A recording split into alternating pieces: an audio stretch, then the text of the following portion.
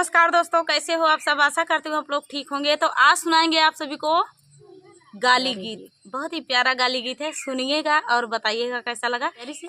गाली गीत। कोई ले गया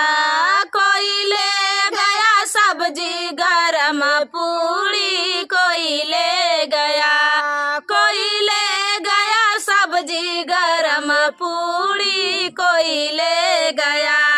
अरे समधी के बहिनी का न्योता दिहाली, आईबो कैली खाइबो कैली, दुई चार पूरी चोराइबो कैली, कुत्ता जाना हम मरबो कैले, जोर जोर चिल्लाइबो कैली, कोई ले गया सब्जी गरम पूरी, कोई ले गया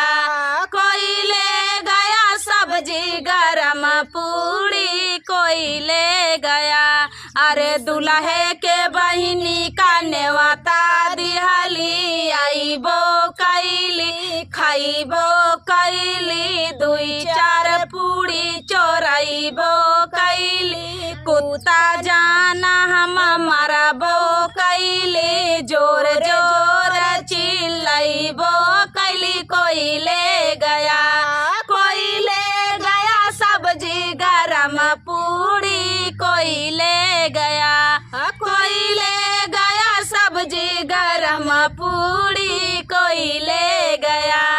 अरे समधी के बहिनी, अरे दुल्हे के बुआ का नेवता दिहाली, आईबो कैली खाइबो कैली, दुई चार पूरी चोराइबो कैली, कुत्ता जान हम मरबो कैली, जोर जोर चिल्लाइबो कैली, कोई ले गया सब्जी गरम पूरी, कोई ले गया